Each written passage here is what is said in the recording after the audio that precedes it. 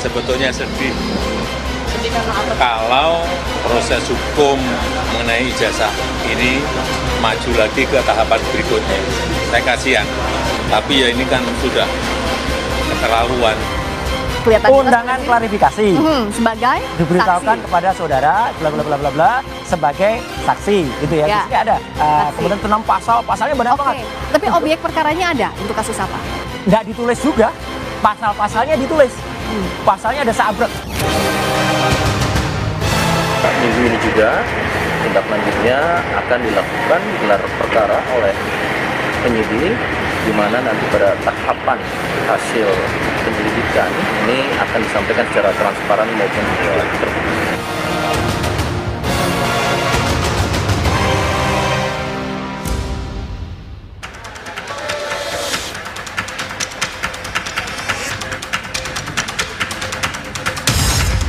Sebanyak 22 pertanyaan diajukan penyidik Dirtipidum Bareskrim kepada Jokowi yang dinampingi koordinator kuasa hukumnya Yakub Hasibuan.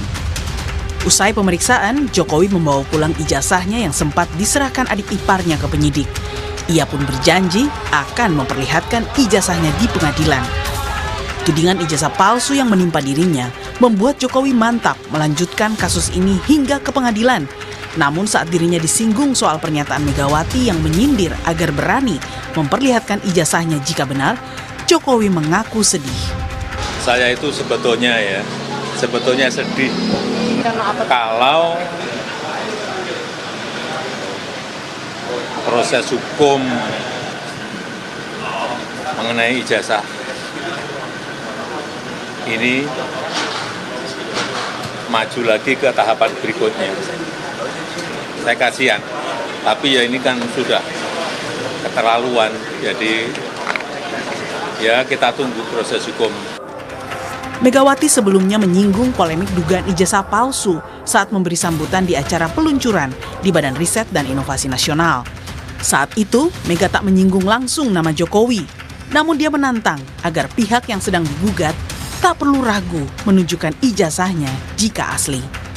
Orang banyak tuh sekarang udah gaji urusan ijazah benar bomba. Ya susah aja. Kalau ada ijazah itu dulu masih ada ini ijazah saya. Itu loh. Nah dengan demikian, ya ini kan saya pusing ya, pusing orang Keraguan atas keaslian ijazah Jokowi yang semakin liar dengan kemunculan gugatan demi gugatan terhadap berbagai pihak, termasuk institusi UGM, membuat teman-teman Jokowi semasa kuliah muncul, memberikan sejumlah kesaksian dan foto semasa kuliah. Kepastian akan keaslian ijazah Jokowi sendiri kini masih menunggu hasil uji lapor Bareskrim yang penyelidikannya sudah 90%. Tim Liputan Kompas TV.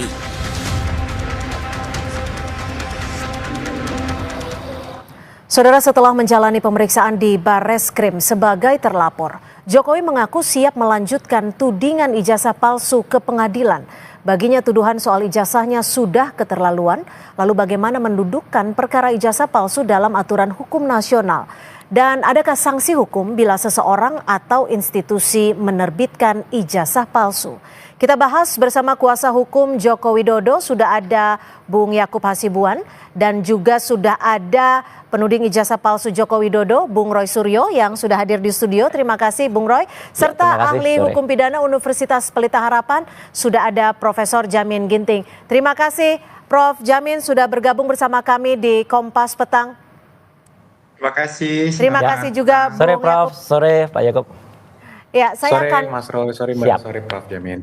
Ya, saya akan ke Bung Roy terlebih dahulu. Ya. Hari ini Pak Jokowi diperiksa dan juga kembali membawa ijazah yang sempat diperiksa ya, dilaporkan. Kalau Anda melihatnya, apakah ini bagian dari kesiapan Joko Widodo Ya, terhadap tudingan Anda? komentar saya satu, kalau boleh kita masyarakat Indonesia memberikan award kepada Bareskrim atas pemeriksaan yang luar biasa cepat ini. Ya, bayangin, 22 pertanyaan hanya dalam waktu kurang dari 1 jam. masuk tuh 947, sudah saya hitung tadi, keluar 1042. Berarti 22 pertanyaan tuh bisa diselesaikan, satu pertanyaan tuh kira-kira hanya 2 menit.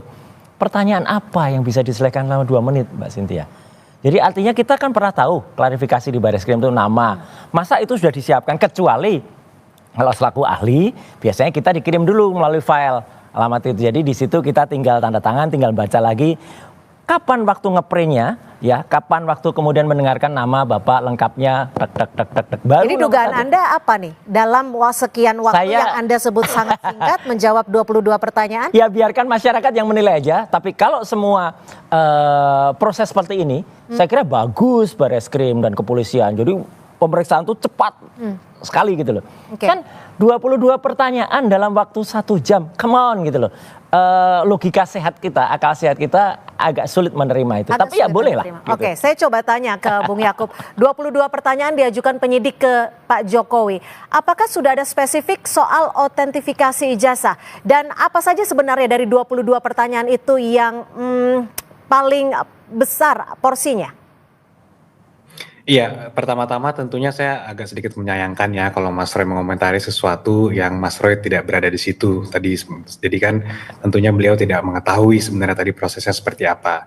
Dan mungkin harusnya di sini ada juga dari pihak penyidik untuk mengimbangi itu, karena yang berhak menjawab kan nanti penyidik. Tapi kalau untuk diskusi tadi, kalau boleh saya klarifikasi untuk tadi itu ada 8 pertanyaan besar yang terbagi-bagi, yang poin-poinnya itu kami total ada 22. Kalau hanya kita diskusi secara, walaupun kembali lagi, saya sebenarnya tidak mau mengomentari apa yang Mas Roy sampaikan. Tapi paling gampang nih Mas Roy, tanya, apakah Anda sehat? Ya, itu satu pertanyaan.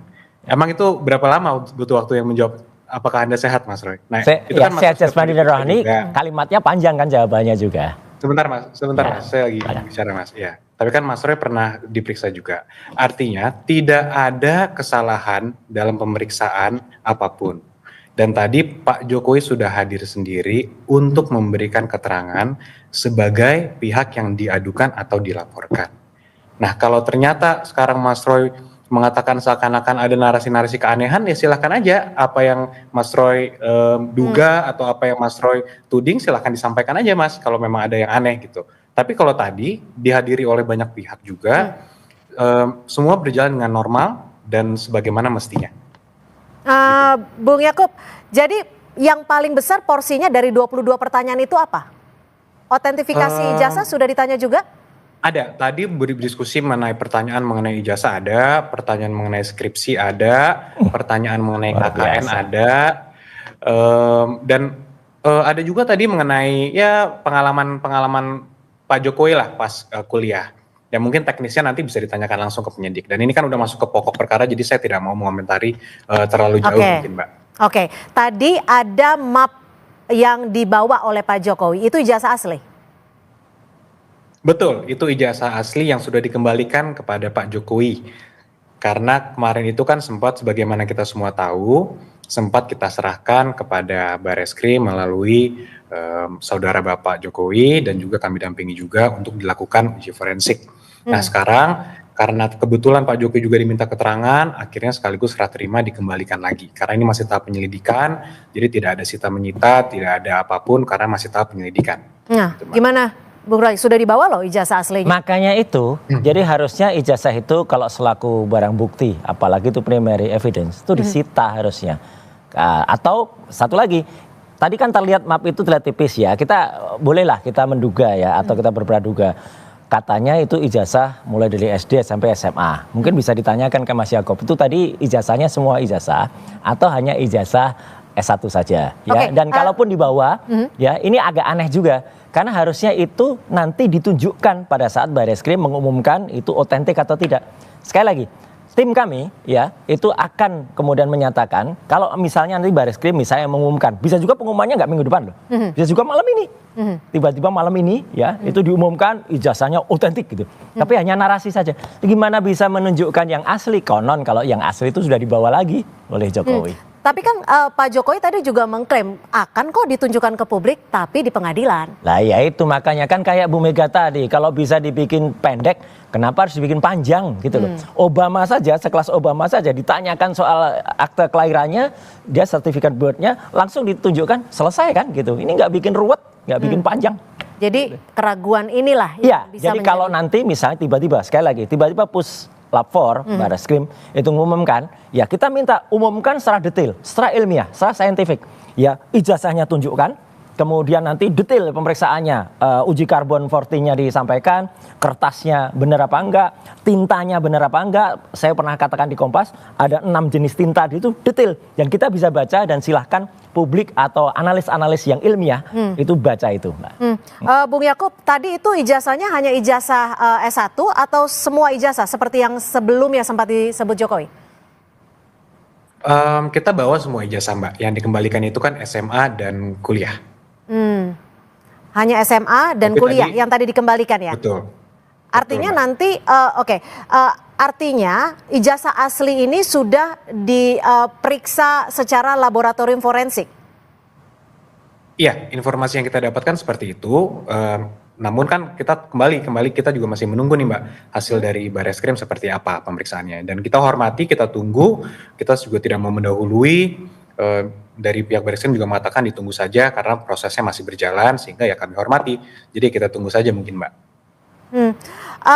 Bung Jamin, kalau dilihat dari konstruksi hukum saat ini, memang ijazahnya harus langsung bisa dibawa oleh Pak Jokowi ya sebelum kepolisian memberikan klarifikasi ataupun mengumumkan dari hasil uji laboratorium forensik, atau bagaimana sih? Ya, ini kita lihat dulu dalam proses apa. Kalau ini dalam proses penyelidikan atau dalam proses penyidikan. Karena kalau dalam proses penyelidikan, dia nggak melakukan penyitaan, begitu ya. Dia harus dikembalikan kepada barang di mana benda tersebut diminta. Ya diminta, bukan disita kalimatnya. Nah, tapi kalau dalam proses penyidikan, ada upaya paksa untuk melakukan penyitaan terhadap barang-barang yang akan dijadikan bukti nantinya untuk menguatkan dugaan adanya tindak pidana tersebut. Nah, saya sedikit mengomentari karena juga saya berlatar belakang dari dunia pendidikan ya. Pada umumnya semua ijazah-ijazah yang dikeluarkan oleh universitas itu juga terdaftar datanya di Kementerian Dikti, ya Pendidikan Dikti. Jadi saya kira perlu juga dipanggil Kementerian Pendidikan pada saat itu terkait dengan laporan-laporan yang ada urutan ijazahnya dan juga nama-nama orang yang mendapatkan ijazah berdasarkan laporan dari universitas tersebut ya, UGM dalam hal ini.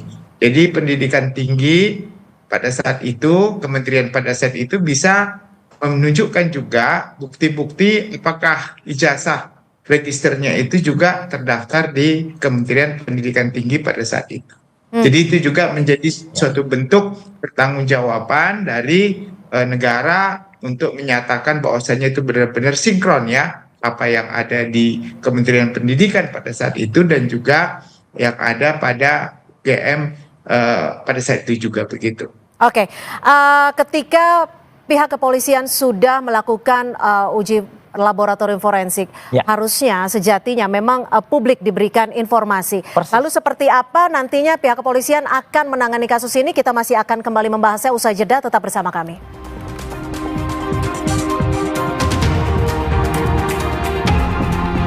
Masih kita akan lanjutkan dialog terkait dengan tudingan ijazah palsu Presiden ke-7 RI Joko Widodo. Saya akan langsung ke Bang Jamin. Bang Jamin, koreksi ya kalau saya salah ya. Undang-Undang Cipta Kerja tidak lagi mengatur sanksi pidana khusus untuk pemalsuan gelar akademik dan ijazah palsu karena menghapus pasal 67, 69 Undang-Undang Sisdiknas. Apakah dengan adanya perubahan ini akan mempengaruhi tidak hanya delik hukum, tapi juga akan mempengaruhi kedudukan hukum dalam kasus tudingan ijazah palsu Jokowi? Ya, tentu kita bedakan antara Undang-Undang Sisdiknas dengan perbuatan pidana dalam hal ini. Karena di Undang-Undang Sisdiknas itu tidak sampai sekarang juga tidak boleh mengatur tentang adanya unsur pemidanaan. Semua unsur pemidanaan itu dilimpahkan atau diatur dalam ketentuan KUHP. Di dalam KUHP tentu penggunaan dokumen palsu yang diatur dalam ketentuan pasal 263 ayat 2 itu merupakan dasar ya adanya suatu perbuatan pidana. Jadi kalau ada orang memberikan dokumen palsu untuk mendaftarkan diri sebagai pejabat negara, maka di situ ada penggunaan dokumen palsu secara sengaja yang merugikan. Merugikan tentu dalam ini siapa yang dirugikan? Siapa saja yang boleh merasa dirugikan dengan adanya pemberian dokumen palsu itu untuk digunakan begitu. Jadi nggak ada kaitannya dengan orang pencari kerja ataupun orang-orang yang memberikan pekerjaan yang diatur dalam undang-undang Omnibus Law tersebut ya begitu. Nah, itu saya kira relevansinya lahirnya ke sana nantinya begitu. Jadi memang harus ada pemisahan seperti itu ya. Bung Roy, sebagai pihak yang bisa dikatakan meragukan, menuding adanya ijazah palsu Pak Jokowi. Apa sebenarnya yang Anda harapkan dari pemeriksaan Pak Jokowi hari ini? Hasilnya? Yang diharapkan hasilnya adalah sebuah hasil yang benar-benar independen, objektif, transparan kepada masyarakat dan diumumkan secara terbuka dan bukan hanya di ujung ya gitu. Karena ijazah ini nggak bisa terbit ujuk-ujuk, nggak bisa terbit sekonyong-konyong. Dia ada proses yang panjang gitu. Misalnya apa? Sebelum ijazah itu ada yang berkali-kali saya sebut skripsi. Ya skripsi itu saya sudah pegang primary evidence dari wakil rektor. Dan di primary evidence itu jelas-jelas betul nggak ada lembar pengesahan, tanda tangannya didukukan, tidak ada nama Pak Kasmujo ya. Dan Pak Kasmujo baru-baru ini alhamdulillah mengaku sudah dia bukan dosen pembimbing skripsi, padahal dulu 2017 dikatakan ini dosen pembimbing, terus bolak-balik itu sudah terbuka juga kebohongannya. Gitu. Tapi ada beberapa kolase foto atau foto-foto yang saat ini sudah banyak beredar. Apakah itu tidak meyakinkan Anda? Kan ada Pak Jokowi pakai foto, pakai toga. Mau 1.000 foto ya atau 1.000 pengakuan. Sekarang kan didanyakan kan ijazah. Jadi bukti primernya nanti memang ijazahnya. Kecuali orang-orang itu kan aneh ngaku pakai ijazahnya masing-masing, nggak ada gunanya. Itu hanya digunakan untuk komparasi, misalnya jenis kertasnya, kemudian tintanya, dan itu pun juga diumumkan terbuka. Tapi sekali lagi, nah kalau kita lihat foto ini nih, Bung Roy bisa lihat nih ya, ada beberapa foto, ada Pak Jokowi di situ disebutkan pakai baju toga. Foto-foto ini harus diperiksa juga. Gitu, baik secara analog maupun secara digital. Karena saya belum pegang foto-foto ini juga, gitu. Karena nggak bisa juga, karena foto-foto ini kan sudah repro kesekian kali. Tapi Anda nggak yakin nih, ini kan foto-foto toga kan biasanya memang untuk saat wisuda. Ya, terus terang saya harus meragukan ya, karena foto-foto ini hanya itu yang kemudian tampil, ya. Tidak ada foto yang kalau dikatakan zaman segitu kan belum banyak kamera, come on, ya gitu, sudah banyak sekali yang ada dan foto-foto harusnya bukan cuma ini, gitu loh. Foto-foto tuh bisa banyak kali kan, dan bisa aja foto yang KKN nantinya, foto yang di perkuliahan. Tapi artinya gini, oke lah kita tunggu prosesnya. Tapi kalau proses itu tidak transparan dan tidak kemudian independen, izinkanlah kami dan juga selaku saintis dan mungkin wakil dari masyarakat untuk menolaknya. Gimana Bung Yakub? Ini masuk dalam pertanyaan tidak? Ataukah dari pihak kuasa hukum memiliki otentifikasi lain untuk menguatkan bahwa ijazah yang dituding palsu itu tidak benar? Ya tentunya kan kita sekarang sudah membawa ini ke jalur hukum, Mbak. Jadi tentunya para penyelidik di tingkat penyelidikan ini memiliki struktur atau metode penyelidikannya sendiri yang tentu kita semua tidak bisa intervensi. Nah, apakah mungkin nanti akan dipanggil saksi-saksi, apakah nanti akan dicek ke lembaga yang menerbitkan, karena kan logika simpelnya kan sebenarnya dari awal kami sampaikan begitu. Ada pihak-pihak tidak percaya sama Pak Jokowi, sehingga ditanya dong, ijazahnya yang menerbitkan siapa? UGM. Ditanya UGM ternyata betul, sudah betul. Ditanya lagi saksi-saksi lain pada saat beliau kuliah. Ditanya lagi ternyata betul, pernah berkuliah bareng, pernah wisuda bareng lagi. Jadi kalau sekarang sudah melewati proses-proses ini, tetap ada pihak-pihak yang meragukan, ya jujur kita bingung mau kemana lagi kan.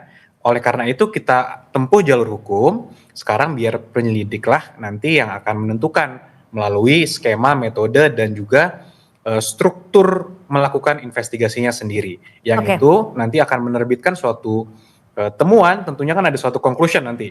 Kesimpulan dari hasil penyelidikannya apa? Ya itu yang kita tunggu, agar semua terang benderang gitu Mbak. Bung Jamin, apakah foto-foto yang saat ini beredar cukup menguatkan, memastikan bahwa Joko Widodo memang mengikuti kuliah di UGM dan lulus sebagai sarjana kehutanan? Ya, tentu kalau kita bicara dalam pembuktian hukum pidana, kita perlu ada saksi, ya, ada bukti ahli, ada alat bukti keterangan petunjuk dan juga alat bukti terkait dengan adanya bukti surat. Nah, ini yang paling penting menurut saya adalah alat bukti.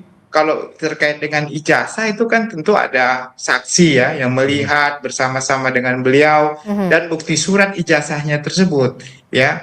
Nah, nanti tinggal di komparatif ijazahnya dia dengan beberapa ijazah yang seangkatan yang tamatnya sama dengan Ini dia. menarik. Mengenai jenis tinta, jenis huruf dan segala macam pasti identik begitu ya. Nah, itu bukti surat. Dan bukti saksi tadi ya teman-teman dia, bahkan guru-guru atau dosen-dosen dia itu kan bukti saksi-saksi yang melihat, mendengar dan mengalami langsung bagaimana dia berkuliah dan bagaimana dia berwisuda pada saat tersebut. Nanti baru ahli lah ya, tentu ahli yang bisa memastikan akurasi dan otentisitas daripada ijazah tersebut. Nah, dengan itu dapat bisa nanti dibuktikan dengan pasti. Nah, saya sangat setuju begini, kalau ini kan menyangkut nama baik mantan presiden kita ya. Jadi kita juga harus hati-hati ya, jangan membawa citra jelek bagi bangsa dan negara kita begitu ya. Jadi satu sisi, jadi kebenaran material kita perjuangkan, itu hal yang paling utama. Tetapi di samping itu jangan kita memperlakukan mantan presiden kita seperti orang yang sangat bersalah kan di media. Itu kan mencitra nama baik negara kita juga begitu. Ya, Gimana, Bung Roy? secara material prosedurnya tetap kita jalankan. Itu tidak ada masalah. Kalau kita tidak percaya terhadap ketentuan hukum yang berlaku di Indonesia, sah-sah saja. Tetapi terkait dengan pembuktian, kita serahkan kepada pihak yang paling berwajib. Kalau pihak berwajib kita tidak percaya lagi, saya khawatir nanti saya kira ada cross examination yang kita bisa lakukan.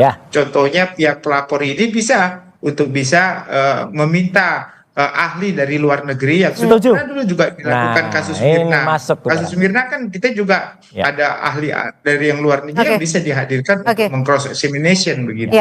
Gimana Anda menanggapinya, Bung Roy? Terima kasih Prof. Jamin. Jadi inilah sebenarnya yang ditunggu oleh masyarakat. Jadi sesuatu yang independen dan terbuka. Jadi jangan kemudian, sekali lagi saya hormat betul kepada Mabes Polri, apalagi dulu-dulu saya juga selalu diminta untuk kesaksian. Tapi jangan kemudian menunjukkan sesuatu yang lucu atau yang aneh gitu ya gitu. Misalnya pemeriksaan yang sangat cepat, kemudian tiba-tiba sudah balik ya gitu. Kemudian yang menarik, saksi-saksi itu juga menarik, Mbak Cynthia. Jadi kemarin ada juga yang speak up gitu ya, misalnya namanya Andi Pramaria. Ternyata dalam sebuah podcast ada yang sempat keselip juga, salah juga dia nunjukin ijazah yang tadinya katanya sama tahun 85, ternyata yang tunjukin 89. Sekarang mulai nggak berani lagi dia muncul gitu loh, karena ijazahnya ternyata salah gitu yang ditunjukin. Ini kan aneh. Jadi nggak apa-apa.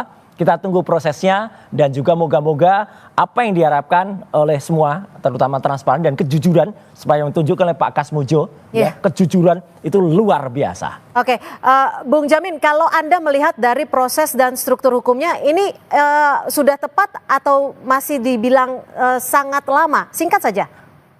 Sebelum kita saya kira ini on the progress ya. Saya kira ada pihak yang melaporkan ke Polda, ada pihak melaporkan ke Mabes, dan ada kasus perdata. Saya kira menurut saya lebih baik kasus pidananya yang terlebih dahulu, karena keperdataan ini kan hanya terkait dengan apakah itu ada perma tahun nomor 1 tahun 56 harusnya perdata dulu kan, Prof? Gitu loh. Itu berbeda ya. Iya, kalau ada perma terkait ya. dengan hak atas kepemilikan, siapapun yang pemiliknya itu boleh di keperdataan. Karena untuk menentukan. Tapi ini kan bukan terkait dengan hak atas kepemilikan ya. Oke, dua-duanya biar jalan. Suatu dokumen, kalau otentitas suatu dokumen harus diselidiki tentang kepidananya dulu. Baru nanti kalau memang itu ada mengakibatkan ganti rugi. Begitu. Oke, Bung Yakub, hal-hal apa saja yang disiapkan dari tim kuasa hukum untuk menghadapi kasus yang saat ini?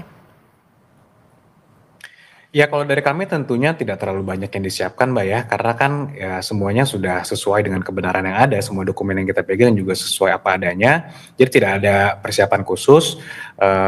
Jadi ya kita monitor saja untuk kasus yang di Barreskrim yang dimana Pak Jokowi juga merupakan terlapor dan teradu. Itu juga kami menunggu juga kalau setiap ada panggilan atau ada undangan seperti apa, itu Pak Jokowi juga langsung hadir seperti tadi dibuktikan. Kalaupun ada yang di Polda nanti perkembangan, kami juga belum dapat perkembangan, tapi nanti kami yakin bahwa penyelidik dari setiap instansi ini, sebenarnya kan satu instansinya Polri, tapi dari masing-masing yang di Barreskrim dan di Polda ini, walaupun perkaranya 2, tapi kami sebagai tim kuasa hukum dan Pak Jokowi juga menunggu dan menghormati semua proses yang ada. Mudah-mudahan semua bisa berjalan dengan cepat sehingga tidak berlama-lama lagi nih kita menunggu kepastian-kepastian yang menurut kami sebenarnya sudah pasti. Cuman ya biarlah proses berjalan, Mbak. Ya. Oke, Bung Roy, bagaimana Anda melihat saat ini struktur hukumnya dan apakah Anda siap jika nanti dipanggil kembali? Kalau kemarin Anda dipanggil tidak ada namanya? Iya, tidak ada nama terlapornya, lokus dan tempusnya juga salah. Ya, gitu. Tapi kami siap ya, bukan hanya saya, Mbak Cynthia. Teman kami siap kalau semua itu proper ya pemanggilannya, dan ini bagi pembelajaran bagi kita semua. Sekaligus kemarin kita sampaikan detail ya soal undang-undang ITE itu harusnya kayak apa, karena kebetulan saya dulu termasuk orang yang ikut merancang undang-undang ITE dan keterbukaan publik. Jadi supaya tidak salah, sayang kalau Mabes Polri atau khususnya kepolisian itu kemudian quote and quote kayak dipaksakan melakukan undang-undang ya, atau memaksakan undang-undang yang tidak pada tempatnya. Kita memang Anda melihatnya begitu sekali? Iya, karena ada pasal 32, 35 Undang-Undang ITE yang itu mau ditimpakan kepada kami, dan itu salah besar ya. Tapi kalau mau ditimpakan kepada saudara Sandi yang mengupload tanpa izin Jokowi ya, nah itu baru masuk, gitu, baru asik. Oke, gitu. Baik. Terima kasih Bung Roy sudah hadir bersama kami di Kompas Petang, dan juga Bung Yakub Hasibuan, terima kasih, dan Bang Jamin Ginting, terima kasih untuk perspektifnya sore hari ini di Kompas Petang. Selamat sore. Terima kasih Mas Yakub, terima kasih Prof. Saudara, informasi lainnya di Kompas Petang masih akan kami sajikan selepas jeda. Di antaranya Komisi Pemberantasan Korupsi menggeledah kantor Kementerian Ketenagakerjaan di Jakarta.